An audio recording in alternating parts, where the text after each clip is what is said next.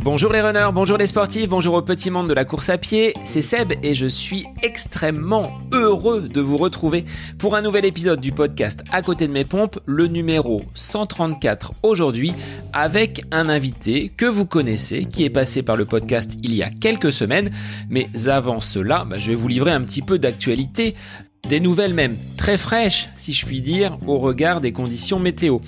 Et des sorties qui s'enchaînent plutôt bien avec, je pense, une digestion totale des repas de fête. Car autant les premières sorties de début janvier étaient très poussives, je me sentais vraiment avec un manque d'énergie et un peu de lourdeur au niveau de l'estomac, autant sur cette dernière semaine, il y a eu une belle séance samedi dans des conditions dantesques avec de la pluie, de la grêle et du vent, mais de belles allures, enchaîné à une sortie longue dimanche, via les bords de Loire, avec du rythme et de l'intensité, dans l'optique de préparer ce semi-marathon au mois de mars. Donc ça y est, je suis parti sur un allongement progressif de ces distances et ça fait du bien au moral. En plus, il faisait relativement beau. Mardi, mercredi, là, c'était tout autre chose. La neige étant présente, ça a modifié un petit peu mon planning, même si j'avais anticipé par une sortie très matinale cette neige que je ne pensais pas voir tenir en aussi grande quantité dans la région. Donc, les voyants sont au vert, la forme est plutôt là, et le mental également. Pour preuve, j'arrive à réaliser ces sorties très matinales et ça, c'est plutôt bon signe. Quand j'arrive à me sortir et à m'extirper du lit le matin très tôt, c'est déjà un bon signe en termes de motivation.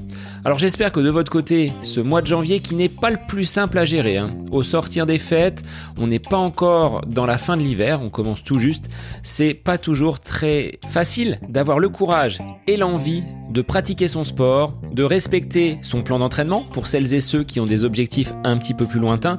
En tout cas, soyez fiers de vos sorties. C'est par cette régularité, par cette motivation que vous atteindrez la réussite dans ces défis que vous êtes fixés pour ce début d'année 2023.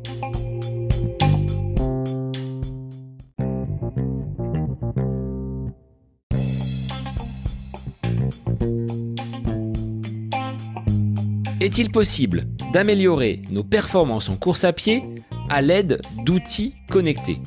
Eh bien, c'est la thématique de cet épisode et la question posée à Bruno Heuby, entraîneur, athlète international, qui est l'auteur d'un livre Progresser connecté ou Comment optimiser l'entraînement grâce aux outils modernes. Nous reviendrons dans un premier temps sur l'apparition de ces outils connectés, de ces applications, de ces capteurs.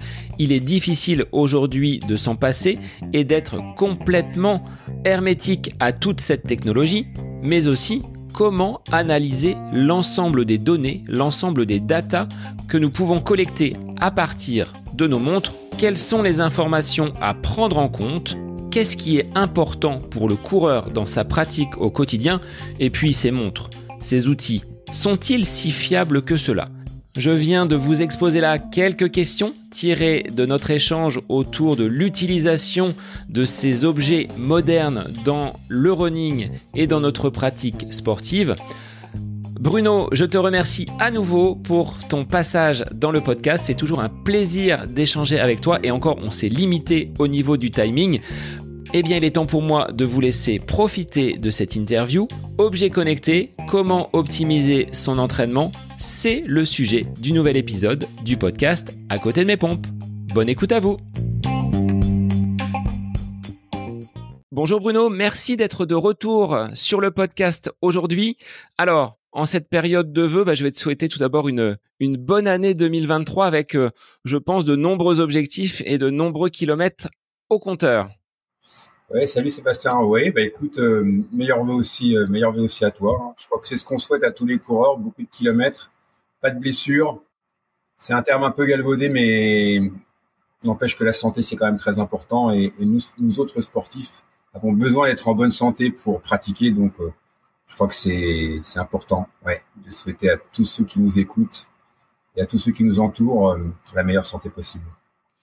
Alors Bruno, on avait échangé lors du premier épisode enregistré ensemble sur ces montres connectées, puisque tu es l'auteur d'un livre qui s'appelle Progresser connecté et comment optimiser notre entraînement grâce aux outils modernes. Alors, avant d'entrer dans le vif du sujet, est-ce que tu as toujours utilisé une montre connectée dans ta carrière sportive, qui est quand même relativement lointaine et au siècle précédent, est-ce qu'on courait avec une montre? Non, pas du tout. Alors c'est vrai que en ce moment je fête, je fais un jeu sur mes réseaux pour fêter mes 50 années de course à pied. Donc c'est vrai que j'ai commencé la course à pied en 1972. Donc maintenant on est en 2023, donc je vais attaquer la 51e. Mais à l'époque non, les montres connectées n'existaient pas. J'ai coutume de dire que on avait juste une montre à aiguille avec une trotteuse, donc on partait courir sans vraiment savoir à la seconde près ce qu'on faisait, ni même savoir la distance qu'on parcourait. Voilà, donc j'ai des anecdotes comme ça de cartes Michelin que je prenais et je mesurais avec un double centimètre pour savoir grosso modo le temps que j'avais réalisé. Quand on faisait une séance d'entraînement, il fallait apprendre les temps par cœur parce que bien évidemment la montre ne mémorisait rien. Donc non, je n'ai pas toujours eu une montre connectée. Est-ce que tu as été friand de ce genre d'objets connectés et est-ce que aujourd'hui tu as basculé dans le monde des geeks avec ces outils qui nous offrent, on va le voir, beaucoup de perspectives, notamment pour l'entraînement et la compétition? Alors, j'ai pas l'impression d'être un geek. J'essaye justement d'éviter de l'être, mais tout de suite, oui, j'ai vraiment adhéré à ces outils qu'on nous proposait parce que pour moi, qui ai commencé justement avec une montre à aiguille, l'entraînement mesuré, c'était uniquement sur une piste. On n'envisageait pas d'aller ailleurs, c'était pas possible.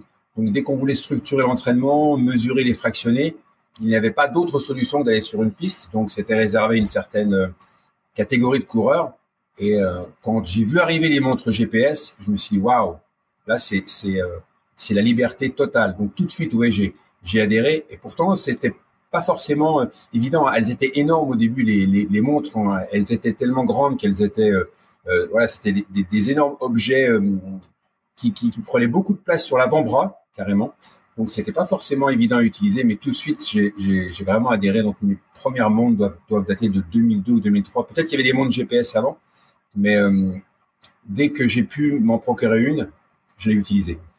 De ton regard de sportif professionnel et d'entraîneur, quelles étaient les données sur ces premières montres auxquelles tu étais attentif et qui ont pu apporter une plus-value à ton entraînement? Alors, moi, j'utilisais déjà beaucoup dans l'entraînement et pour entraîner les cardio-fréquence-mètres. Donc, c'est la même chose. Quand les cardio-fréquence-mètres sont arrivés sur le marché, moi, j'ai trouvé ça phénoménal, extraordinaire. J'avais coutume de dire, j'utilise toujours un peu la même expression, de me dire, enfin, on allait pouvoir lever le capot et voir ce qu'il y avait dans le moteur, puisque les courbes de fréquence cardiaque, on a le droit de citer des marques? On peut y aller. Je suis pas sponsorisé, je suis pas dépendant de telle ou telle marque. Super. Donc moi, j'ai commencé avec les montres Polar qui ont une vraie expérience. Donc j'en parle dans le livre. Hein, il y a une vraie expérience de cette marque finlandaise sur l'aspect cardio-fréquence-mètre. Donc c'est vrai qu'on avait des données de cardio-fréquence-métrie qui permettaient d'analyser l'entraînement, de savoir précisément si l'objectif que moi, en tant qu'entraîneur, je m'étais fixé était atteint ou pas. Je vais prendre un exemple très concret. Quand on fait une séance de fractionné court, ce qu'on appelle de la VMA, on attend une certaine dérive au niveau cardiaque pour solliciter la consommation maximale d'oxygène. Et donc, ça, on ne le savait pas avant. Avec les cardio-fréquence-mètres, on a tout de suite pu savoir si la séance était efficace ou pas. Moi, c'est mon quotidien maintenant. J'étais encore là tout à l'heure ce matin en train d'analyser les séances d'entraînement et de fréquence cardiaque. Donc, c'est vraiment très, très intéressant. Et le GPS, ça a apporté en plus cette notion donc de distance, de précision que l'on n'avait pas. Je dois, pour être tout à fait honnête, dire que les premières marques qui se sont lancées sur le marché n'avaient pas cette capacité d'être aussi précis sur le plan, on en reviendra peut-être, sur le plan cardio-fréquence-mètre. On avait vraiment de la précision en termes de distance, en termes d'allure, mais les premières montres ne captaient pas très bien. Il a fallu un peu de temps pour que ces outils deviennent aussi performants qu'ils le sont maintenant. Mais en termes de distance, en termes de précision, moi, en tant qu'entraîneur, j'avais la possibilité de donner des séances très variées, basées sur la distance ou basées sur la durée de l'effort, qui permettaient d'analyser l'entraînement. Voilà. Donc, je sais pas, je peux donner un exemple concret. Avant, on allait sur piste, on faisait une séance classique 10 fois 400 mètres. Grâce au GPS, on pouvait donner la même séance à l'athlète sans qu'il soit nécessairement obligé d'aller sur la piste, il programmait sa montre et les 400 mètres, il les faisait en se référant à la distance que la montre donnait. Alors, on y reviendra sur cette précision du GPS par rapport à une expérimentation que j'ai eue en course qui était pourtant officielle et qui ne m'a pas offert finalement le 10-0-0 tout pile. Donc ça fera l'objet d'une petite mise au point et mise à jour par rapport à toi. Alors, tu le disais, Bruno, cette dérive cardiaque, pour revenir sur le cardio-fréquence-mètre, aujourd'hui, on voit énormément de montres. La mienne est équipée également d'un capteur au poignet. Qu'est-ce que l'on prend en compte? Est-ce que ce capteur poignet est fiable ou est-ce qu'il faut vraiment avoir la ceinture thoracique pour avoir des valeurs qui soient vraiment optimales pour le coureur et pour l'analyse derrière? Alors, pour avoir des données qui soient vraiment optimales, à ce jour, c'est encore la ceinture thoracique qui donne les précisions les plus grandes. Il suffit de comparer. De toute façon, c'est pas compliqué. N'importe qui peut faire l'essai avec ceinture, sans ceinture. La montre au poignet, c'est vrai que c'est une évolution énorme. Il y a plein de gens qui ne supportent pas d'avoir une ceinture. Donc, c'est vrai que ça affranchit encore de certaines contraintes, mais néanmoins, la précision n'est pas très grande. Alors, ce qu'on peut dire aux gens qui nous écoutent, c'est qu'il est important que la montre soit bien serrée, ce qui n'est pas forcément très agréable. Mais la précision n'est pas aussi importante. Donc, moi, quand je veux de la précision, quand je cherche quelque chose d'optimal, comme tu l'as dit, je recommande la ceinture thoracique. Alors, sur des intervalles vraiment très courts, on va avoir une difficulté à peut-être évaluer cette augmentation du rythme cardiaque. C'est peut-être pas si simple sur des 30 secondes de faire monter le moteur, justement, comme tu disais tout à l'heure. Alors, on peut l'obtenir.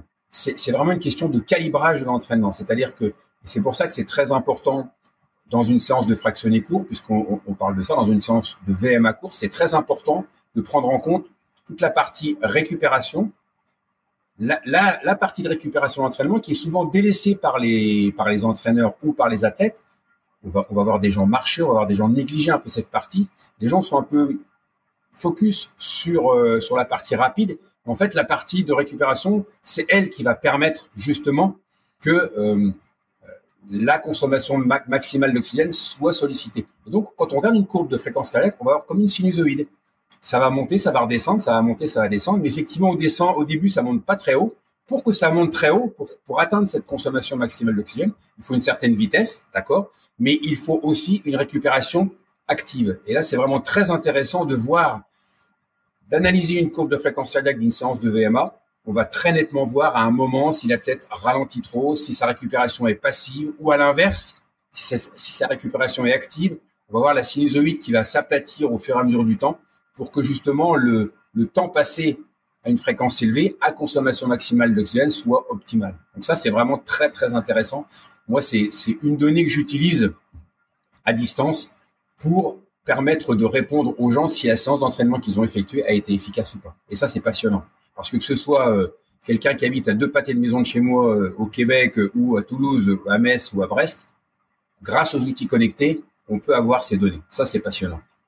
C'est quelque chose qui te facilite ce suivi à distance et ce travail d'entraîneur que tu ne pouvais peut-être pas faire auparavant sans ces outils-là, sans voir l'athlète, sans percevoir ses sensations après la séance. Tu n'avais pas la possibilité de jauger s'il avait bien ou pas réalisé le programme que tu lui avais donné. Pas aussi bien. D'ailleurs, si je me suis lancé dans cette activité d'entraînement à distance, c'est parce que j'étais convaincu que on pouvait entraîner à distance. Mais c'est vrai qu'avant l'apparition des outils GPS, on ne pouvait se référer qu'à ce que le coureur nous donnait comme données. Et les seules données que le coureur avait à sa disposition, c'était de me dire, voilà, j'ai fait 10 répétitions, 15 répétitions, 20 répétitions, peu importe, de telle distance, j'ai réalisé tel chrono. Donc, c'était quand même assez contraignant pour l'athlète.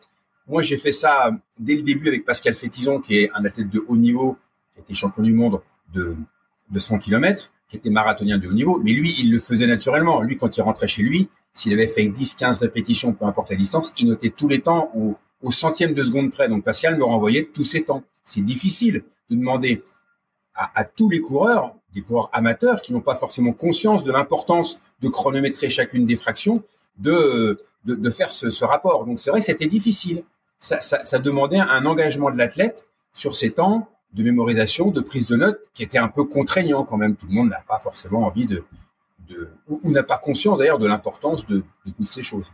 Et donc, l'arrivée des montres connectées permet tout simplement à l'athlète de n'a rien avoir à renvoyer comme information, si ce n'est, et c'est ce que je leur demande, de me donner ses ressentis, ses commentaires. C'était dur, c'était facile, j'ai pas réussi, la fin, j'ai peiné.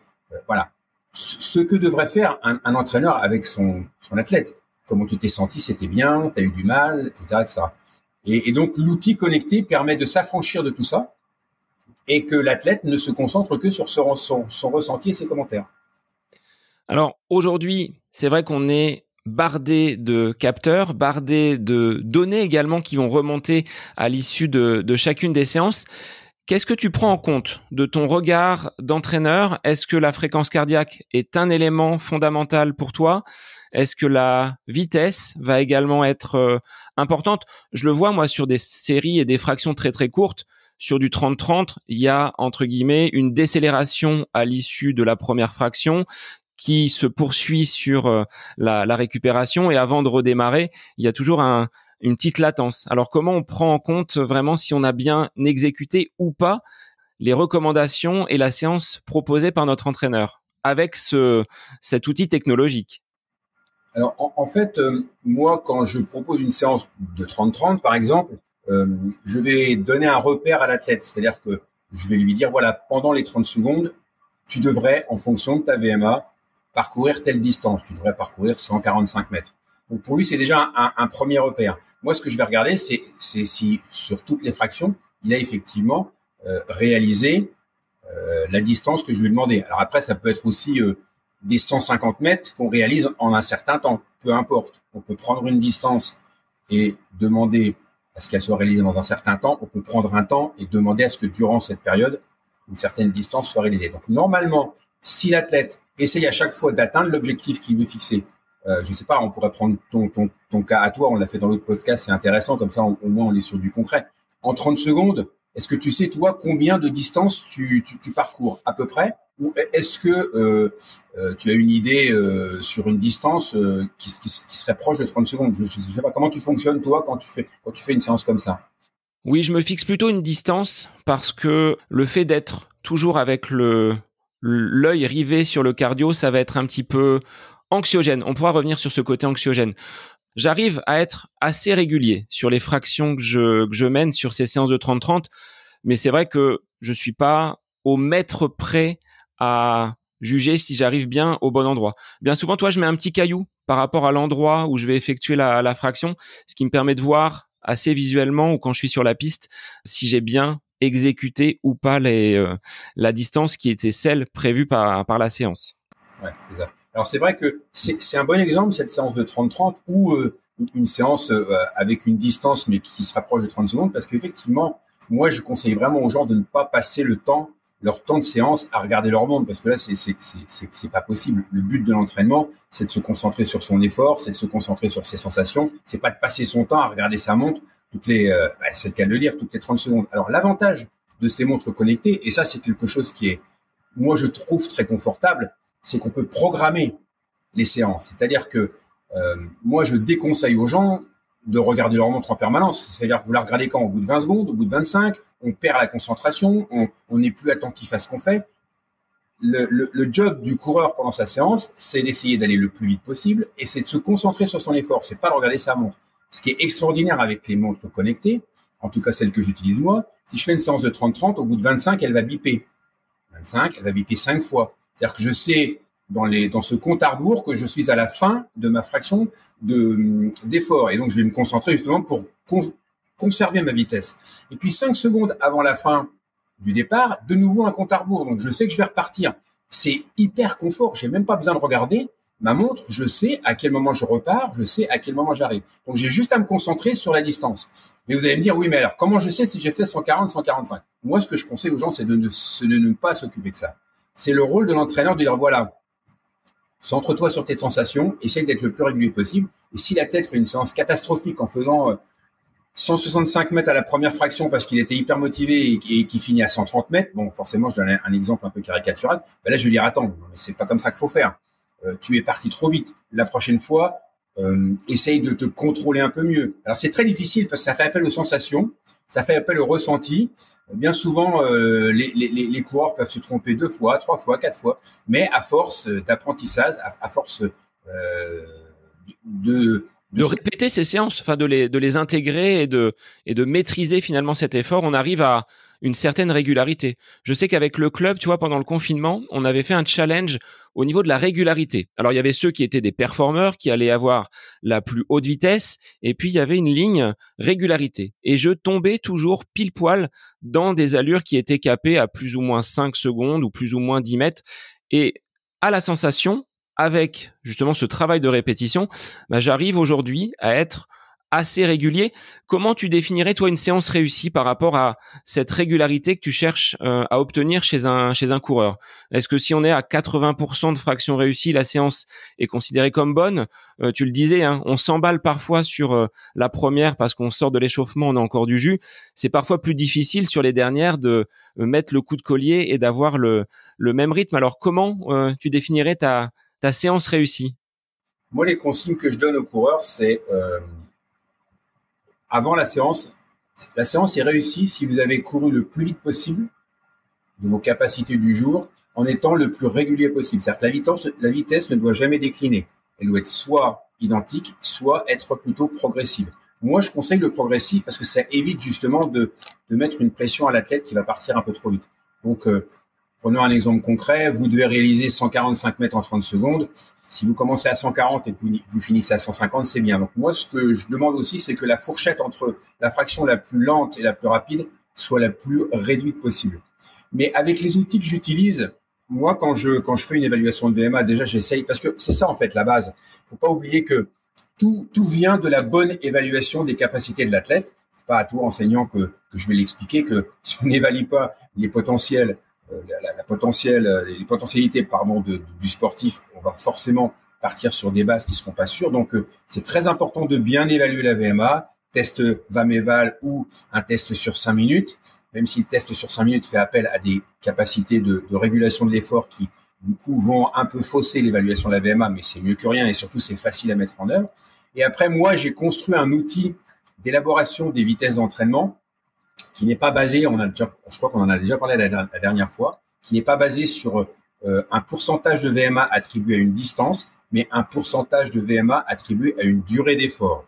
Voilà, donc j'ai construit une grille où le pourcentage de VMA est attribué à une durée d'effort. Donc les gens qui courent 30 secondes, qui sont entraînés avec ma méthode, savent qu'ils doivent parcourir un pourcentage qui est très précis. Donc la fourchette, elle est vraiment réduite. Voilà. Après, c'est à moi de voir si, en fonction de l'objectif très précis qu'il aurait attribué, 144 mètres, évidemment, je leur demande pas de faire 144 mètres à chaque fois, mais d'être vraiment dans une fourchette la plus proche possible de l'objectif que je leur fixe. Alors, pour ces entraînements, Bruno, est-ce que tu fonctionnes en partie avec le cardio et de l'autre côté une allure au kilomètre, ou est-ce que ça va dépendre des séances que tu donnes?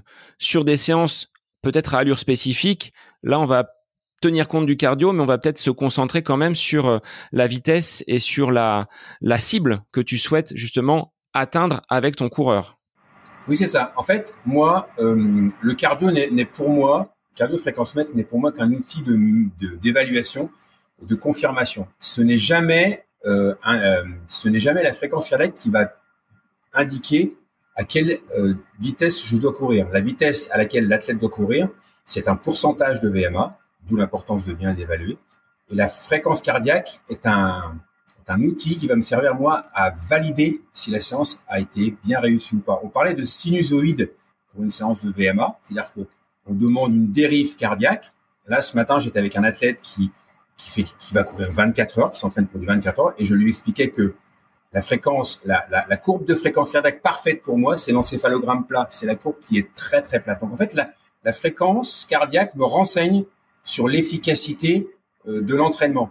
L'athlète qui fait une séance spécifique et qui a une fréquence cardiaque qui dérive, ça veut dire que son efficience n'est pas optimale. Donc, on va travailler sur l'efficience.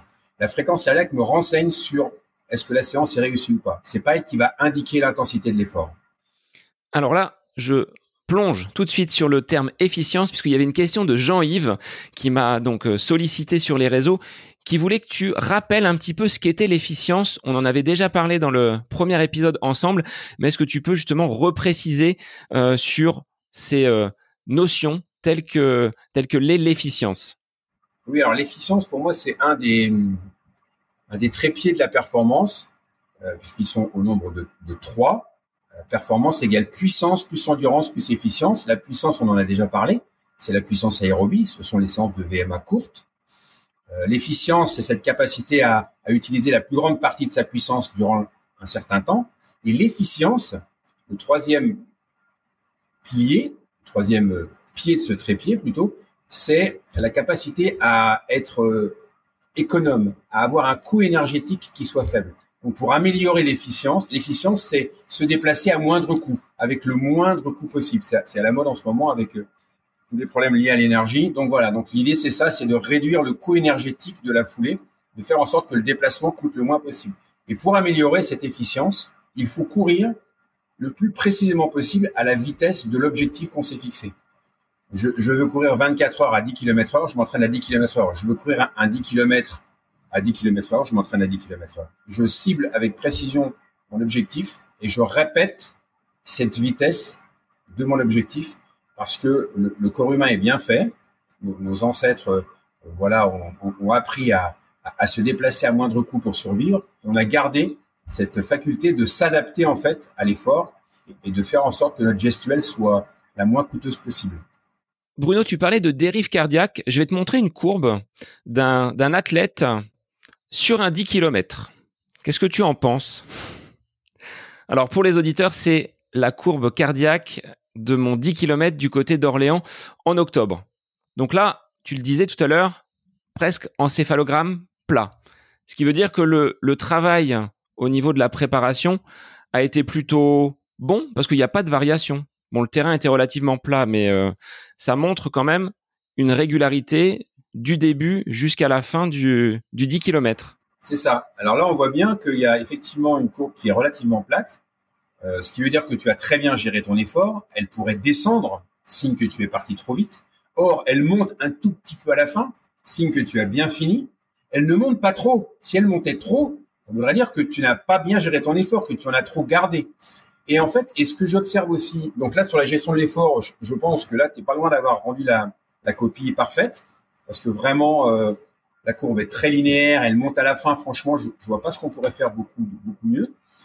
Et ce que je constate aussi, et ça, moi, ça m'aurait servi pour les entraînements à venir. On va aborder un sujet, je pense qu'on n'a jamais abordé, que peu d'entraîneurs abordent. C'est l'inertie, en fait, de ta courbe.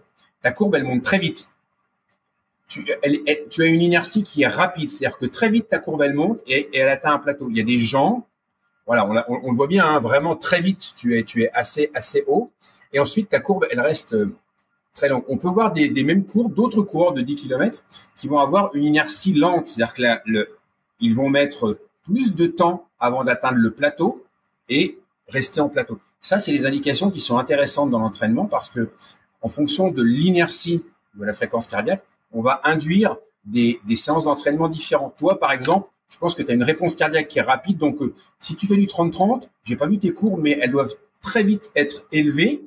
Un autre athlète va mettre 3, 4, 5, 6, 7 répétitions avant d'atteindre une courbe plus élevée. Il a une inertie qui est lente. Donc là, on va imaginer, moi, quand j'ai ce type d'athlète, j'imagine d'autres séances qui vont un peu le bousculer, entre guillemets, en début d'entraînement, pour essayer d'aller combattre cette inertie et faire en sorte que ce qu'on recherche, c'est d'avoir la plus longue séquence possible à une fréquence élevée, parce que c'est ça qu'on vise dans une séance de VMA.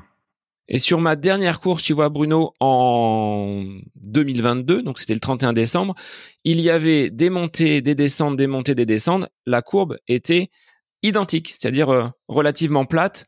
Donc là, c'est des outils que je ne maîtrise pas totalement, et d'avoir ton éclairage sur ces facteurs de performance, bah, ça peut aider justement pour l'avenir, pour déceler peut-être un niveau de forme. Est-ce qu'on peut corréler la fréquence cardiaque avec un niveau de forme actuel?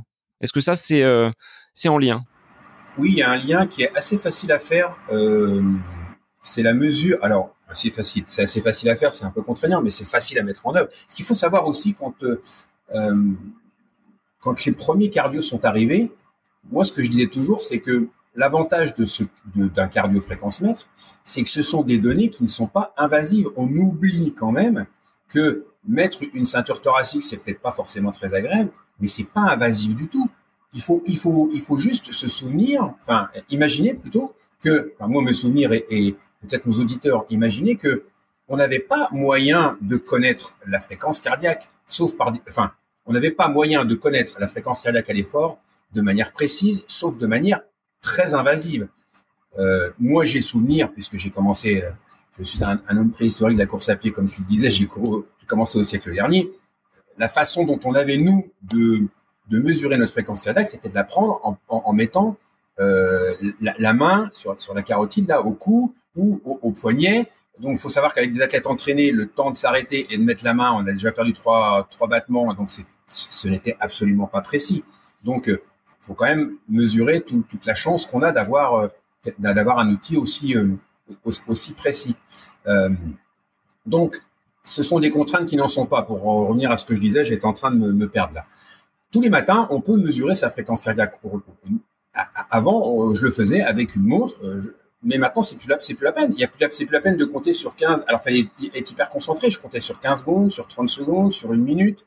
Voilà. Là, c'était contraignant. Maintenant, on met le cardio et on a la fréquence cardiaque directe, presque instantanée. Une fréquence cardiaque qui descend au fur et à mesure du temps, c'est un facteur de performance. C'est-à-dire qu'on a la preuve que l'entraînement permet d'améliorer la condition physique. À l'inverse, une fréquence cardiaque qui va être anormalement élevée le matin peut être un signe de fatigue ou de surentraînement.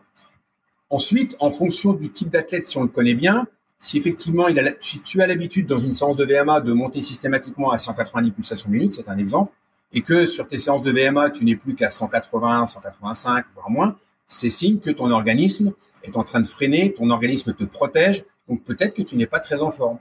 Mais à l'inverse, et c'est là que c'est compliqué à analyser, une fréquence cardiaque basse à l'entraînement, ça peut être aussi un signe de forme. Donc, en fonction des séances, en fonction de la connaissance qu'on a de soi et de son rythme cardiaque habituel, on peut faire effectivement des analyses de ce type-là. Alors moi, je l'ai remarqué au moment du Covid, où habituellement, ma fréquence cardiaque au repos oscille entre 41, 42. Là, j'étais remonté à 47, 48 le matin. Preuve qu'il y avait quelque chose qui se passait. Et la montre, via les applications, puisqu'on a le tracking 24 heures sur 24, me faisait remonter cette augmentation nette pendant une période de maladie. Donc, c'était cohérent. C'est ça. Alors, je m'interroge quand même sur la fiabilité de tous ces outils. Est-ce qu'aujourd'hui, Bruno, quand on achète une montre, on peut se dire, elle est fiable, elle va me donner vraiment les bonnes valeurs, que ce soit sur le plan cardio et sur le plan GPS? Alors, sur le plan cardio, avec le bémol dont on a parlé sur la mesure au poignet ou la mesure en ceinture thoracique. En ceinture thoracique, oui, on a quand même une grande précision, une très grande précision, qui n'est pas loin d'être la précision qu'on avait il y a des dizaines d'années avec la prise de mesure du médecin qui vous faisait un encéphalogramme, une mesure vraiment médicale. Donc là, on a quelque chose qui est très précis en ceinture thoracique. Sur le GPS, oui, on a vraiment une grande précision parce que maintenant, les antennes qui sont utilisées sont vraiment très fiables. Les premiers GPS que j'ai utilisés, je mettais la montre de dehors parce qu'il fallait le temps qu'elle capte.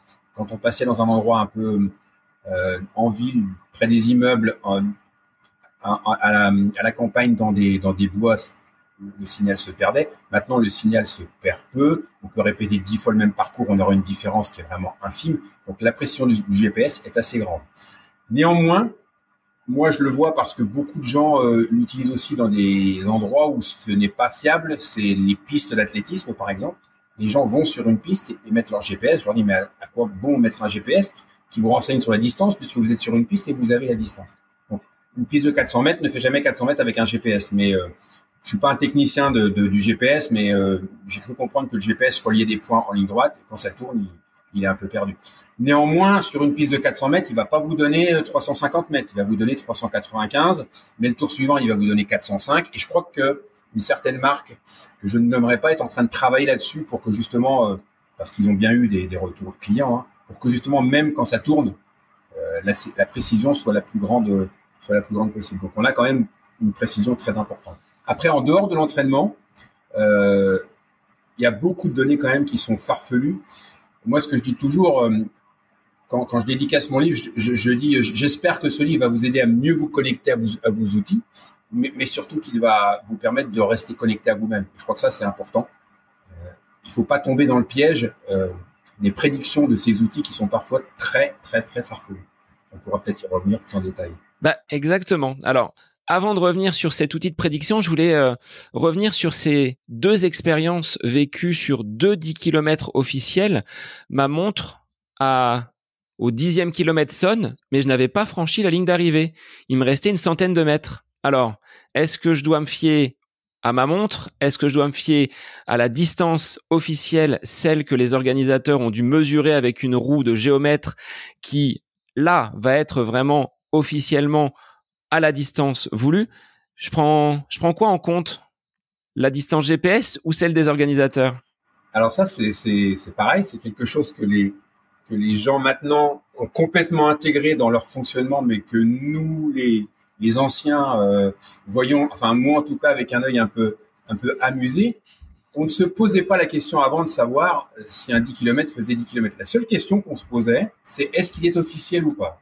S'il est officiel, mesuré par une personne compétente, le 10 km fait 10 km. Parce que bien souvent, les gens battaient leur record sur des 10 km mesurés à la voiture, à l'époque, mesurés à la roue de géomètre, comme tu le dis. La seule mesure fiable officielle, c'est ce qu'on appelle le compteur Jones.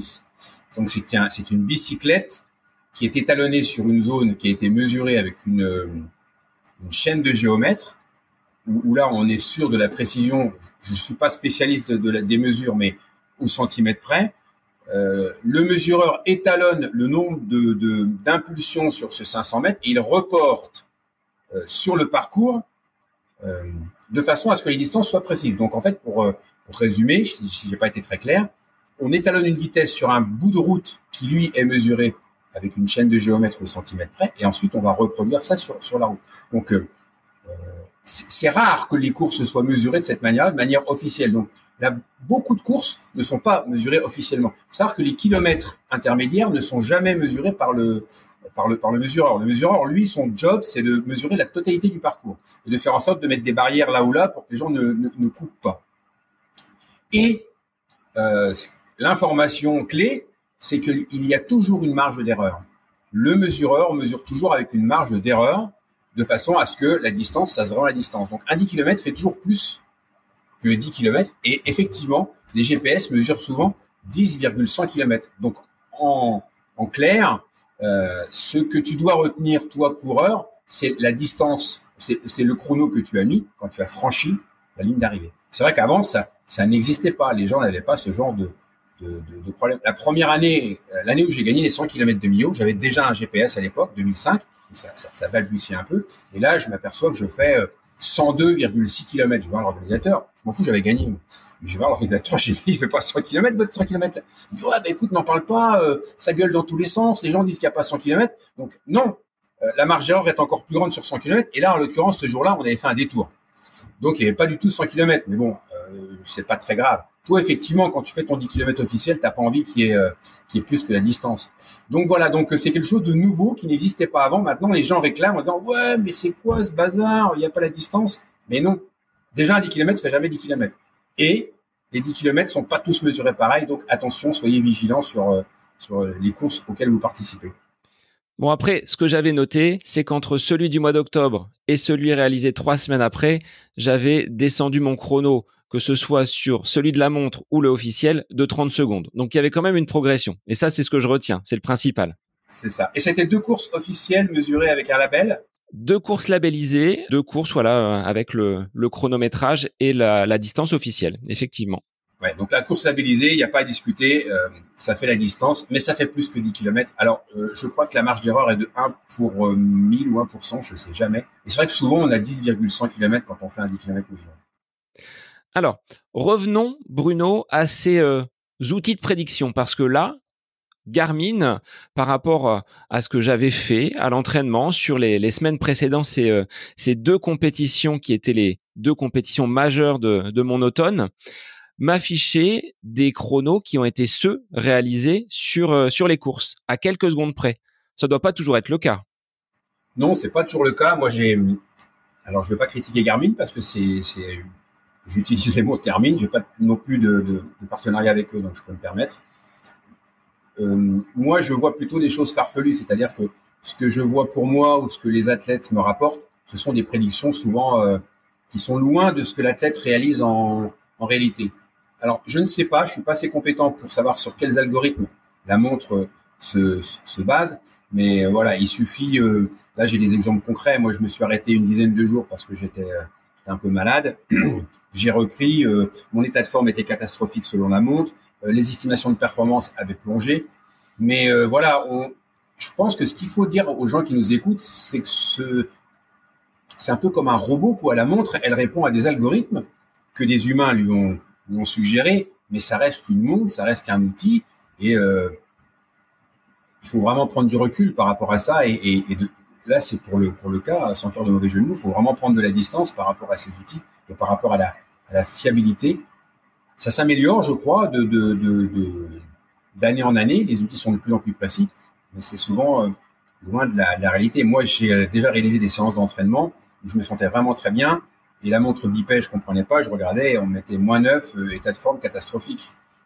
Bon, ça me fait rire. Mais après, je comprends que les gens se disent, mais qu'est-ce qui se passe? Les gens qui sont, entre guillemets, et de plus en plus maintenant, les sportifs qui sont nés avec ça, comme les jeunes qui sont nés avec le téléphone, ben, c'est quelque chose qui est complètement intégré à leur vie. Et donc, je comprends qu'ils prennent ça au pied de la lettre. S'ils ne sont pas compétents, s'ils sont mal entourés, je comprends qu'ils croient que la montre va leur dire la vérité. Mais je pense qu'il faut que nous, on leur dise, bah non, la montre ne dit pas toujours la vérité. Prenez de la distance par rapport à ça. C'était la question de Daniel qui me demandait quel est l'impact aujourd'hui de ces montres sur le quotidien du sportif. Est-ce qu'il n'y a pas un côté anxiogène d'avoir toujours des données?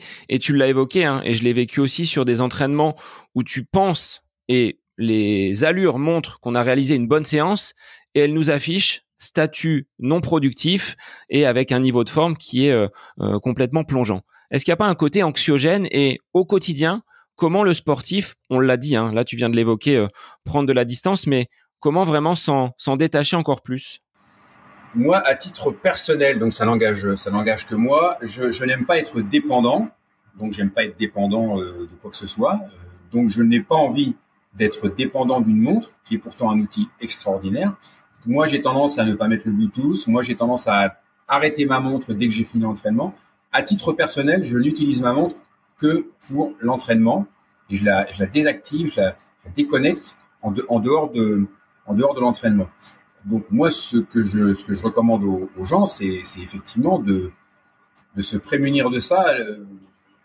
Avoir la montre en permanence sur soi, allumée, connectée, je ne suis pas certain que ce soit quelque chose de très, qui va mener à ce que nous on recherche, ou en tout cas ce moi je recommande aux gens dans leur quotidien. Le sport, c'est une façon de mieux se connaître, c'est une façon d'être en connexion justement avec son corps, et non pas forcément avec un outil qui va nous guider et nous dire ce qu'il faut faire. Donc, j'essaye moi, et je le recommande aussi aux autres, de ne pas être connecté en permanence à sa montre et de prendre vraiment de la distance. Je ne sais pas si j'ai répondu précisément à ta question. Je ne sais pas si c'est vraiment ça qu'on attendait de moi. Mais ouais, je pense que comme tous ces outils, c'est comme un téléphone, c'est extraordinaire, c'est une ouverture sur le monde qui est phénoménal, mais quand on en devient dépendant et quand on n'est plus capable de s'en passer, pour tout type d'ailleurs de choses, je crois qu'il y a danger. Est-ce que tu as, toi, des sportifs qui sont vraiment tombés dans cette addiction aux données, cette addiction aux data? Et on en parlait en off, des coureurs qui ne pouvaient plus courir parce que Garmin était planté, ou pendant le confinement avec différents bugs qui ont empêché certains coureurs de courir. Est-ce que tu as rencontré de tels sportifs? Oui, avec cette génération de gens, mais c'est même pas lié à l'âge. Oui, avec cette génération de sportifs qui est née avec une montre au bras, qui a tout de suite. Enfin, moi, les gens qui viennent vers moi et qui n'ont pas de montre, J'ai un exemple là, vraiment, ce week-end concret d'une personne qui s'est adressée à moi pour une préparation, qui n'est pas une sportive avertie, qui n'a pas de montre, elle court avec un téléphone. Donc, c'est presque la même chose. Moi, je lui ai recommandé pour le partage de données, parce que les partages de données avec les téléphones, ça fonctionne pas. Je lui ai recommandé d'acheter une montre connectée, parce que le fait d'avoir une montre connectée va me permettre de la suivre à distance. Donc, les sportifs maintenant ont quasiment tous une montre GPS. Donc, ils sont nés avec cette montre, et donc forcément, je pense qu'ils ont développé des habitudes qui fait qu'ils ne sont pas capables de s'en passer. Mais le fait que, par exemple, quand Garmin tombe en panne, les gens soient perdus et soient désespérés, moi, je trouve ça plutôt... alors, désolé si certains nous écoutent et étaient dans cette situation-là, je trouve ça un peu inquiétant. Franchement, je pense que c'est inquiétant, mais ça peut se comprendre. Moi, demain, si j'ai plus de téléphone, et pourtant je suis pas né avec un téléphone, je vais être perdu, je ne saurais pas comment faire. Effectivement, moi, le premier, quand j'ai plus ma montre, il m'arrive rarement de partir avec la montre qui indique 5% de batterie, parce que ça m'est arrivé une fois, et j'étais perdu. Et je me suis dit, mais tu connais ton parcours par cœur, tu sais très bien à quelle vitesse tu vas courir, ça va pas la tête ou quoi? Mais néanmoins, il y avait ce côté anxiogène qui m'a, dans un premier temps, qui m'a atteint. Je trouve pas ça normal, c'est plutôt inquiétant, je trouve. Moi-même, étant touché par ça. Alors, Bruno, pour revenir sur les prédictions, j'avais une question de Lucie qui me demandait comment étalonner, on va dire, pas étalonner, plutôt définir son objectif marathon au regard des données que sa montre peut lui faire remonter par rapport à des compétitions précédentes. Comment estimer un chrono final pour débuter sa préparation marathon? On peut le décliner sur un semi, sur un 10, mais elle, c'était sur marathon. Alors, si j'ai bien compris la question, donc ma réponse va dans ce sens-là. Pour moi, la montre n'est pas un outil capable d'évaluer une performance sur quelque distance que ce soit. D'ailleurs, la montre renvoie parfois des données de VO2 max. Je ne suis pas assez compétent pour savoir comment ces données sont évaluées. Souvent, c'est faux. Moi, j'ai des gens qui me disent je suis inquiet, ma VO2 max, elle monte, elle descend. Donc, des sportifs sont très attentifs aux données de VO2 max que la montre donne. Alors là, il faudrait faire appel à un spécialiste. Pour moi, c'est rarement précis et juste. Donc, la montre n'est pas capable de vous donner une prédiction de performance sur un semi, sur un marathon. Je ne sais pas comment ils font. On a parlé tout à l'heure de 3 facteurs de performance, puissance, endurance, efficience. J'aimerais qu'on m'explique comment une montre est capable de mesurer la puissance d'un athlète, l'endurance d'un athlète, l'efficience d'un athlète. Je ne pense pas que ce soit possible. Donc pour moi, pour que cette personne puisse avoir une évaluation de son objectif sur marathon, elle doit prendre en compte des éléments concrets. Quelle est sa VMA? Est-ce qu'elle l'a mesurée ou pas? Ensuite, elle doit être capable de savoir quelle est son endurance aérobie.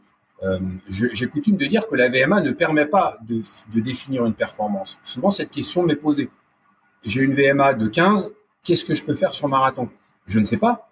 Je ne peux pas répondre à cette question puisque ça va dépendre de l'endurance aérobie, de cette capacité à tenir dans le temps la vitesse la plus élevée possible. Donc, quelle est l'endurance aérobie de, je ne sais plus son prénom. Lucie. De Lucie, je ne la connais pas. Donc, si on me pose cette question, je vais lui demander si elle est novice ou pas, si elle a déjà réalisé une performance sur marathon.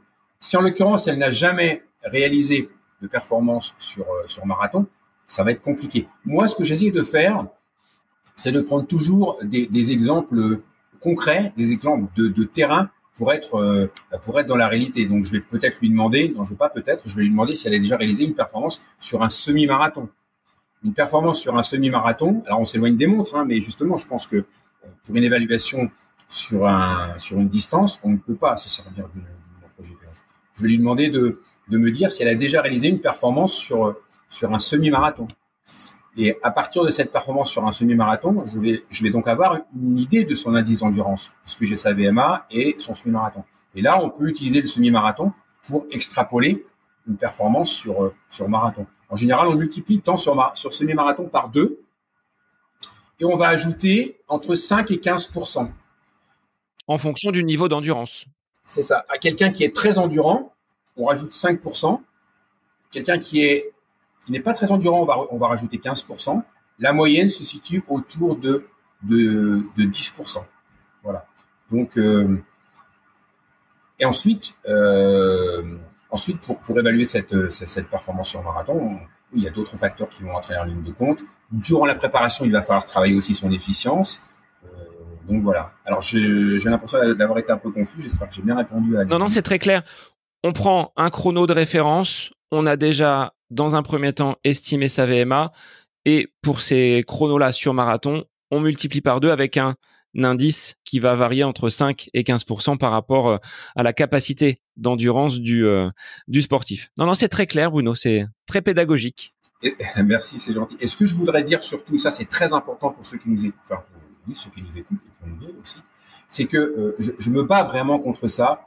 On voit souvent écrit « on court un marathon à 80% de sa VMA ». Alors, on parle du marathon. Moi, je voudrais vraiment m'élever contre ça. Et si les gens retiennent quelque chose, qu'ils retiennent qu'il n'est pas possible d'appliquer un pourcentage de VMA à une distance. Ce n'est pas possible. Pour une raison très simple, c'est qu'un marathon peut se courir en 2 heures si on s'appelle Kipchoge, peut-être se courir en 5 heures si on s'appelle Lucie. On ne peut pas appliquer le même pourcentage d'intensité sur 2 heures et sur 5 heures. Donc, on court 80% de sa VMA pendant une certaine durée. C'est pour ça que les athlètes de très haut niveau, Kipchoge, je ne sais pas, mais il doit être pas très loin des 90% de sa VMA sur marathon. Mais quelqu'un qui va le courir en 5 heures sera plus près des 70% de sa VMA. Ce qui est logique. Si Kipchoge court 6 heures, il ne sera pas à 90%. Lui aussi, il sera à 75 ou 80%. Ça, c'est très important que les gens comprennent ça. Le pourcentage de VMA dépend de la durée de l'effort, pas de la distance. Bruno, pour revenir sur la puissance, ça me fait penser à un autre outil connecté. Ces capteurs de puissance type Stride ou ces Footpod que l'on peut mettre sur nos chaussures. Est-ce que tu les as testés ? Est-ce que tu penses qu'il y a un intérêt à travailler en watts comme peuvent le faire les cyclistes et abandonner la vitesse au kilomètre sur certaines de nos séances ?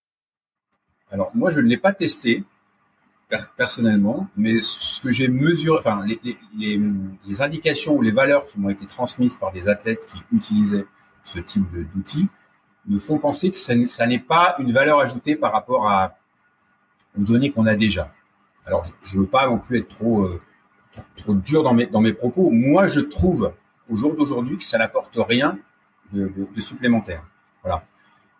Après, je ne suis peut-être pas assez spécialiste, assez technicien. Moi, je suis un homme de terrain, je suis un homme de physiologie, je suis un homme d'entraînement, je suis pas un homme de technologie. Pour le moment, ce que je sais, c'est que ça n'apporte rien de particulier. Alors, c'est peut-être pas forcément politiquement correct ce que je vais dire, mais j'ai envie de le dire quand même. Le but d'un vendeur de montres, quelle que soit la marque, c'est de vendre des montres. Donc, lui, forcément, je pense que le vendeur de montres qui a réussi à faire en sorte que cette montre soit en permanence au poignet de la personne, il a tout gagné, puisque c'est ça qu'il veut, lui. Lui, ce qu'il veut, c'est être indispensable. Apple, ce qu'ils veulent, c'est qu'on utilise tous leurs outils. Donc, faut pas oublier ça non plus. On est des clients. On nous vend des choses dont on n'a pas forcément besoin. Je suis pas certain que cette mesure des watts, pour le moment, soit un plus pour l'entraîneur. Peut-être que ça le sera. Voilà, soyons un peu plus polissés dans nos propos, enfin dans mes propos en tout cas. Mais tu as totalement raison quand tu dis ils ont réussi à nous faire porter les montres 24 heures sur 24, mais également à nous engager dans une certaine fidélité. J'ai commencé avec une Garmin qui était la 305, donc ça devait être un gros pavé que j'avais sur le poignet, et puis toute la gamme Forerunner que je décline depuis mes 19 années de pratique. Aujourd'hui, on me dirait Sébastien, tu changes de montre, tu passes chez Coros, tu passes chez Suunto. Ben, j'aurais du mal puisque toutes mes données sont sur Garmin. Est-ce que là aussi, il n'y a pas un côté aficionados d'une marque ? C'est difficile de passer de l'une à l'autre avec un tableau de bord que l'on connaît, avec des données que l'on connaît, pardon.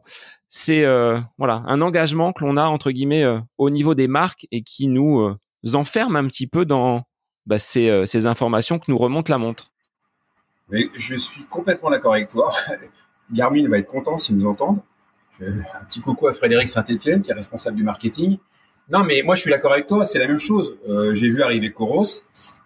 J'ai quitté Polar parce que justement, je pense que Garmin apportait un vrai plus. Moi, dont c'est le quotidien, ce week-end encore, je parlais donc de cette athlète qui s'est adressée à moi. Elle m'a dit qu'est-ce que je prends comme marque. Je lui ai dit, écoutez, voilà, moi, la marque que j'utilise et qui est la plus fonctionnelle, ils sont très forts sur le partage de données, Garmin, très très fort. Je connais pas les autres marques, je les utilise pas, donc je peux pas dire. Ils sont très forts sur le partage de données. Et moi, comme toi, je sais pas si je passerai à Coros, je sais pas si je passerai à Suunto. J'ai la même hésitation. Je suis bien là où je suis. Ça fonctionne. Donc là, ils sont très forts. Mais après que les Américains soient forts en marketing, on n'apprend rien. C'est pas nouveau, mais ils sont très forts. Alors justement, Bruno, pour quelqu'un qui viendrait à débuter, quelle montre tu pourrais recommander sur le plan des fonctionnalités, pas forcément de marque, même si on est tous les deux fans de Garmin, sur les informations qu'on va pouvoir utiliser au quotidien quand on est sportif, avec peut-être un petit peu de programmation. Qu'est-ce que l'on va être tenté de choisir comme modèle? Alors, j'ai eu cette discussion justement avec cette personne. Je lui ai expliqué que je ne suis pas marié avec Garmin, je n'ai pas d'intérêt pour eux, et que ce qu'on peut dire aussi, c'est que les modèles changent tous les ans. Et ça, c'est pareil, ça fait partie du business. Donc moi, les montres que j'utilise sont déjà dépassées, ça change tous les ans. Moi, ce que je lui ai recommandé, c'est de prendre une montre qui ne soit pas non plus trop basique, parce que moi, j'ai besoin des données cardiaques pour analyser ces entraînements à distance. Donc, mesure de la distance, mesure avec précision de la distance, mesure de la fréquence cardiaque, ça me semble être le minimum dans mon cas pour que je puisse, moi, renvoyer des informations au sportif en lui disant que ce qu'il a fait, c'est bien ou pas bien. Quelqu'un qui pratique et qui débute et qui n'a pas d'analyse de fréquence cardiaque à faire parce que ça ne l'intéresse pas et parce qu'il n'est pas capable de le faire, les montres de base avec la distance, le temps, les temps de passage, c'est déjà quand même pas mal. Alors, je connais pas les marques, je suis pas assez spécialiste. Alors, je connais pas les modèles parce que ça change tout le temps et puis bon, ça m'intéresse pas forcément. Mais on trouve des montres pas très chères. Moi, ce que je lui ai conseillé, c'est des modèles de l'année dernière ou l'année d'avant. Ils étaient très bien, ils fonctionnaient très bien. Ils sont 2 fois moins chers maintenant. Donc, enfin, voilà. J'ai pas de téléphone Apple, donc je peux en parler facilement. Mais moi, j'irai pas faire la queue 2 heures pour avoir le dernier modèle parce que je pense que ce que ça apporte de plus, c'est pas forcément, ça va pas changer ma vie. Alors, en effet, on va dire submergé, et là les soldes battent leur plein, donc on va avoir des offres qui sont intéressantes pour changer de montre. On a au club, moi j'ai des coureurs qui ont les montres justement dernier cri avec les altimètres barométriques, avec toutes ces choses-là, toutes ces fonctionnalités. Or, nous sommes en Beauce. Donc, autant dire que le dénivelé, il va pas servir à grand chose. Et j'ai eu le cas là d'une personne au club qui venait d'investir dans une montre et on utilise une application où l'on peut envoyer donc les séances directement sur la montre des coureurs avec une programmation en fonction de leur VMA. Et ben la personne s'est rendue compte que ce qu'elle avait choisi ne correspondait pas parce qu'il n'y avait pas cette fonctionnalité. Donc on est parfois quand même un petit peu dépendant, tributaire. Et là, ça me permet de rebondir sur les applications qui tournent autour de la course à pied, qui nous font être connectés également. Est-ce que tu utilises, Bruno, Strava ou des réseaux sociaux liés à la course à pied? Alors, j'ai un compte Strava parce que avant d'utiliser une autre application de partage, certains des gens qui s'adressaient à moi utilisaient Strava. Donc, j'allais sur Strava pour analyser leur séance d'entraînement. Ça me plaisait pas trop parce que je trouvais pas ça très très fonctionnel. Mais voilà, la montre qu'ils utilisaient n'était pas justement, ce n'était pas une marque qui permettait le partage de données. Il y a des montres qui sont, enfin, dont la plateforme de partage de données n'est pas très efficace. On va pas les citer comme ça. On se fâchera pas. On se fâchera pas avec eux. Mais voilà. Donc, il m'est arrivé d'utiliser Strava pour suivre des séances d'entraînement de sportifs. Heureusement, maintenant, je n'ai plus besoin de le faire. Donc, je suis sur Strava parce que les gens, voilà, aiment bien savoir ce que je fais à l'entraînement. C'est de la curiosité. Et moi, je cache rien. Donc, je précise d'ailleurs que toutes les séances d'entraînement sur Strava que je fais sont faites réellement et que je ne cache aucune de mes séances sur Strava. Il n'y a pas d'entraînement caché parce que j'ai appris ça. Il y a des gens qui cachent leurs entraînements sur Strava, qui en montrent d'autres. Ça, je trouve ça un peu triste. Voilà. Mais voilà, c'est comme ça. C'est l'être humain est ainsi fait. Donc, pour répondre à cette question, voilà, Strava, oui, mais je ne suis personne sur du verbe suivre. Je ne suis personne sur Strava. Par contre, j'ai depuis quelques temps, j'utilise depuis quelques temps, l'application Nolio, une application française de jeunes sportifs habitant dans la région de Grenoble qui ont développé un outil qui est vraiment très intéressant, très efficace pour moi. Ce type de plateforme, alors je ne crois pas qu'il y ait d'équivalent en France.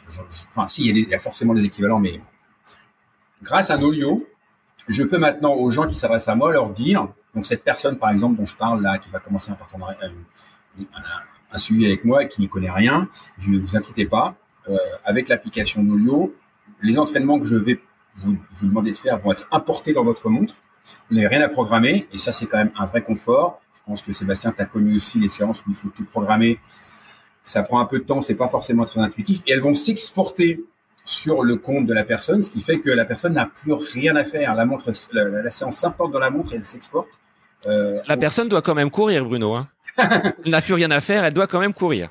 C'est ça, elle doit quand même courir et la seule chose que je lui demande, c'est de me donner ses sensations et son ressenti. Mais est-ce qu'elle a réalisé 20 répétitions de 30 secondes à la bonne vitesse, à la mauvaise vitesse? Elle ne s'en occupe pas. Elle n'a pas besoin de regarder, de me dire, voilà, j'ai réalisé voilà ce qu'on faisait avant. J'ai réalisé le premier à telle vitesse, le deuxième à telle vitesse. Voilà. Il n'y a aucun report à faire de ce côté-là. Je trouve que ça libère de l'engagement mental aux coureurs. Et moi, ce que je leur demande, c'est de se concentrer sur l'entraînement et sur la course. Tout ce qui est technique, tout ça, voilà, ils ne s'en occupent pas. Ça, c'est un vrai confort.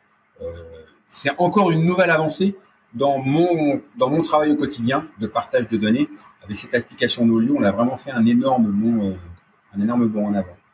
Alors, j'avais reçu François et Alexandre sur le podcast il y a 2 ans, au tout début justement de leur développement. Et aujourd'hui, c'est vrai qu'avec des accords passés avec la fédération, ils sont en train de prendre une dimension qui est très très importante. Avec les Jeux Olympiques de 2024, on s'était dit, est-ce que Nolio sera la plateforme d'entraînement des sportifs pour ces Olympiades parisiennes? Eh bien, on n'en est pas très loin. C'est-à-dire que semaine après semaine, j'entends Nolio qui est présent un petit peu partout.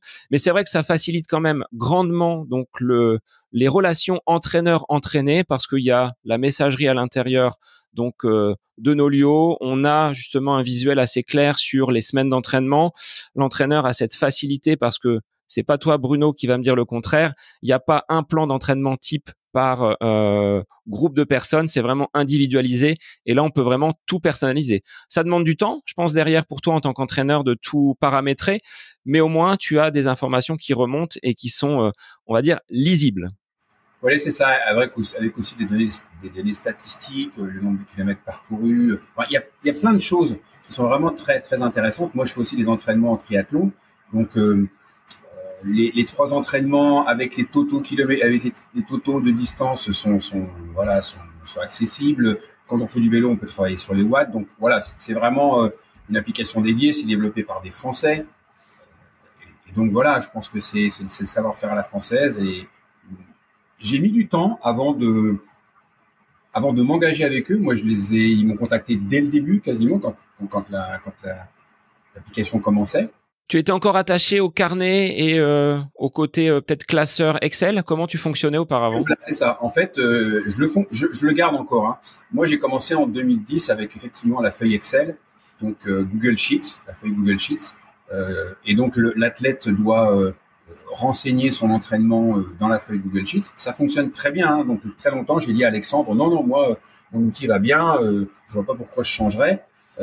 C'est vraiment l'apport de données qui m'a fait basculer. Et puis bon, j'ai appris à utiliser l'application. Et voilà, fonctionnement avec Google Sheets. Donc ça voulait dire effectivement que la personne devait mettre le lien HTTP de sa séance sur Google Sheets. C'est pour ça que parfois j'allais sur des marques qui ne partageaient pas, donc j'allais sur Strava.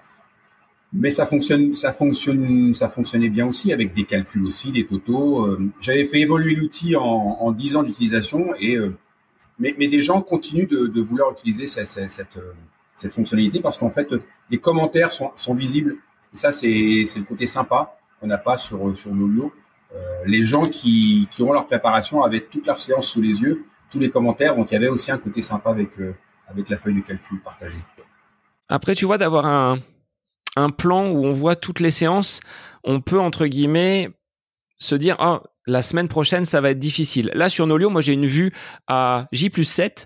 Donc, au moins, je suis surpris, parfois un petit peu, mon esprit est aiguisé de savoir à quelle sauce je vais être mangé dans 2 jours, 3 jours, mais pas plus loin. Donc, ça permet de vraiment, là encore, rester focus sur la prochaine séance sans se projeter à une semaine supplémentaire, 2 semaines supplémentaires, et l'interface est quand même agréable. Enfin, cette relation, ces commentaires que l'on peut mettre après la séance, ce ressenti post-effort avec le degré de difficulté, là aussi, c'est important. Entre une allure réalisée, mais si on l'a réalisée en étant complètement dans le dur, avec des mauvaises sensations, bah, ça va pas avoir le même impact qu'une séance où le ressenti a peut-être été à 6 ou 7 sur une échelle de 10, mais on a eu de très bonnes sensations et on l'a plutôt bien encaissé. Ouais, c'est ça. Après, il n'y a pas de secret, hein. C'est une application qui, au départ, vient d'un besoin des sportifs. Alexandre et son associé, c'était les sportifs. Ils ont constaté qu'il y avait un manque. Donc, on voit vraiment que ça part de gens qui utilisent l'outil. Donc, on est vraiment dans du concret. Toutes les fonctionnalités qu'ils ont mises en place, ce sont des fonctionnalités qui expriment un besoin réel. Ce sont des sportifs, ce sont des pratiquants, donc ils savent de quoi ils parlent. Et ça, c'est bien. Pour faire le lien avec Nolio, est-ce que tu as déjà utilisé le capteur de glycémie Super Sapiens? Parce que je crois qu'il l'intègre également dans cette plateforme. Oui, je l'ai utilisé. Une fois de plus, on est dans cette continuité. C'est drôle que tu me parles de ça. On est dans cette continuité. D'abord, on a connu le cardio-fréquence-mètre, puis le GPS, et là, c'est la même chose. Quand j'ai été informé de la mise à disposition possible de ces outils pour les sportifs, je me suis dit waouh. Alors ça, c'est encore géant, quoi. Et j'ai plongé dedans. Sans chercher à comprendre. Donc, c'est une personne avec laquelle je collabore sur le plan de l'alimentation, Aude Bazin, pour ne pas la nommer, qui est à Reims, et qui travaille avec des sportifs de haut niveau, mais aussi avec des sportifs de tout niveau, qui m'a parlé, en fait, de ce capteur de glycémie que j'avais vu passer sur les réseaux, mais je ne m'étais pas forcément intéressé à ça. Et quand j'ai su ce que ça pouvait apporter en termes d'apport, ce que ça pouvait apporter en termes d'apport. Ok. Sur le plan de l'alimentation, de la gestion de l'alimentation, parce que on a beaucoup parlé d'entraînement, mais l'entraînement sans les soins, sans la kiné, sans l'alimentation, sans le matériel, on ne peut pas être efficace et performant. Et moi, ce que j'essaye de mettre en avant, c'est que il faut prendre en compte tous ces plans. Le premier, sans doute, c'est l'alimentation. Donc j'ai utilisé les capteurs à titre personnel. J'ai fait le cobaye et Aude Bazin faisait l'analyse. Alors là, on a ouvert un autre capot sous le moteur. Enfin, c'est fabuleux de voir ces mesures de glycémie en temps réel. Donc j'étais cobaye pour des triathlons, puisque j'ai fait des triathlons, j'ai fait l'étape du Tour. On n'était pas tellement sur de la course à pied, parce que j'ai fait un half au mois de juin, l'étape du Tour au mois de juillet et l'Ambraman au mois d'août. Mais j'étais le cobaye et ça a été passionnant de découvrir ces variations de glycémie, l'impact de l'alimentation sur la glycémie. J'ai découvert des choses sur moi que je connaissais plus ou moins, mais qui ont été confirmées. Et c'est passionnant.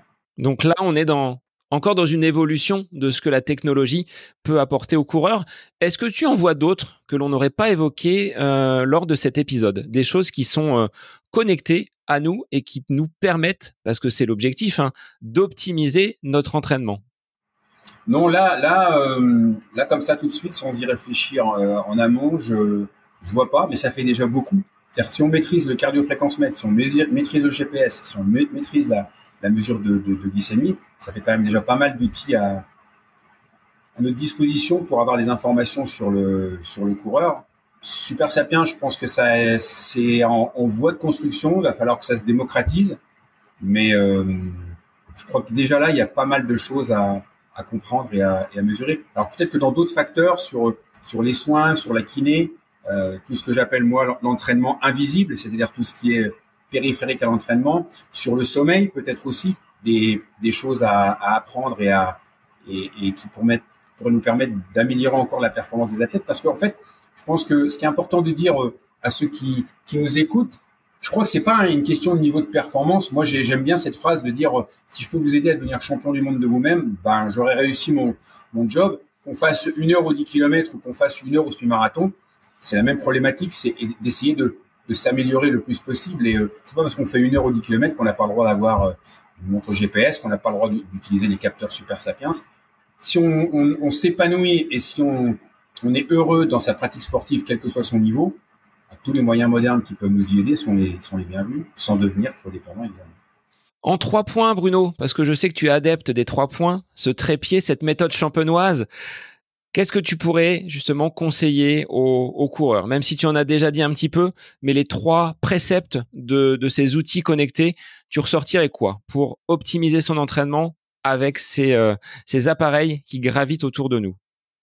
Alors, la première chose que je mettrai en avant, c'est l'idée d'utiliser ces outils pour rester connecté à soi-même. Donc, utiliser la technologie pour que la montre importe directement les séances. On ne perd pas de temps ni d'énergie à toute cette partie un peu technique qui n'est pas forcément très, très agréable. Mais le plus important, je crois que c'est surtout de rester connecté à soi-même dans ses entraînements. Donc, utiliser les outils connectés pour être connecté à soi-même. Ensuite, dans l'analyse des données, je pense, ce matin, j'étais justement en échange avec un athlète qui prépare du 24 heures et qui me disait ma courbe est plate, c'est inquiétant, c'est bien, je suis surpris. Je pense que c'est bien aussi que l'athlète utilise ces outils parfois de remplacement d'entraîneur, mais soit capable de faire lui-même sa propre analyse. Je pense que quand on donne du sens aux choses, et c'est pas à toi enseignant que je vais l'apprendre, quand on donne du sens aux choses, on les fait mieux. Donc moi, ce que j'essaie toujours de faire, c'est de donner du sens aux entraînements. Pourquoi est-ce qu'un fractionné doit être réalisé de telle ou telle manière? Ben, il y a des raisons derrière. Et les outils connectés, à mon sens, m'aident à donner du sens aux entraînements et expliquer à l'athlète, au sportif, pourquoi faire comme ça et pas autrement. Donc, je ne sais pas si j'ai trouvé les 3 points. Le premier, c'est donc rester connecté à soi-même. Le deuxième, c'est donner du sens aux choses. Je ne sais pas si j'en trouverai un troisième. Tu me prends un peu de... Je te prends un peu de cours, là. Je prends un peu de cours. Je n'ai pas eu le temps de réfléchir et d'analyser. Mais déjà, ces 2 points-là sont quand même très, très importants. Le troisième, ça pourrait être, et c'est un jeu de mots un peu drôle, prendre de la distance. Ne pas être inféodé à ces outils et savoir que la vérité de l'outil n'est pas la vérité absolue. Eh bien, je te laisserai ce mot de la fin, Bruno. Merci pour ton expérimentation, ton retour sur ces outils connectés qui nous aident à progresser et à optimiser l'entraînement. Si des gens veulent te contacter par les réseaux, je te laisse les rappeler. Oui, alors je suis présent sur... moi, ce que je dis tout simplement, tapez Google, enfin, on va pas faire de la pub pour Google, tapez Bruno Hubi sur un moteur de recherche et vous aurez les liens vers les réseaux sociaux, Facebook, Instagram, mon site internet. Je crois que c'est aussi l'avantage de ces outils. Ouais, certes, on est traqué de partout, mais c'est quand même... là, on va pas repartir sur un débat, mais maintenant, on a quand même cette chance extraordinaire. On tape un nom sur un moteur de recherche et tout de suite, on sait à qui on a affaire. Alors, peut-être qu'on est trop traqué, je ne sais pas, mais en tout cas, c'est facile pour les gens de trouver l'information. Donc, s'ils tapent mon nom, Bruno Hubi, H-E-U-B-I, ils auront tous les liens possibles. Ça sera facile à trouver. Et notamment ce livre, donc Progresser connecté. Là, tu développes encore plus l'utilisation de ces outils. Voilà, c'est ça. Le premier livre, Courir longtemps, était vraiment sur l'entraînement. Le deuxième, la course à pied en 500 questions, je le voulais facile à lire. Voilà, on pose une question, on a la réponse.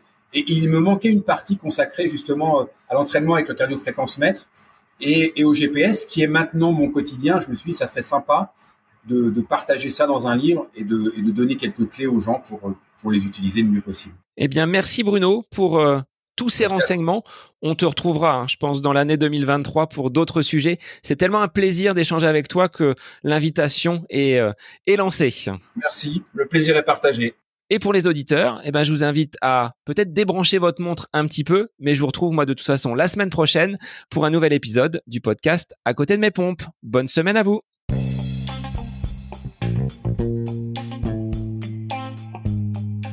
J'espère que cet épisode avec invité vous aura plu. Je vous remercie infiniment de votre écoute. Pour faire remonter le podcast dans les classements, je vous invite à laisser une petite évaluation sur Apple Podcast, 5 étoiles, un petit commentaire, ça me fera énormément plaisir et vous permettrez au podcast d'être remonté, diffusé, déployé sur ces différentes plateformes de façon plus importante encore qu'il n'est actuellement. Et puis je vous invite à me retrouver sur les différents réseaux, Facebook, Instagram. Laissez votre petit message, votre commentaire, ça me fait plaisir d'échanger avec vous. Si vous avez des questions, si vous voulez échanger sur quelconque sujet en lien avec la course à pied, mais pas que, parce que le sport c'est une philosophie de vie et c'est une passion qui nous anime de façon commune, donc n'hésitez pas à venir échanger avec moi. Sur ce, je vous souhaite une bonne fin de semaine, un bon week-end et je vous dis à la semaine prochaine pour un nouvel épisode du podcast À côté de mes pompes.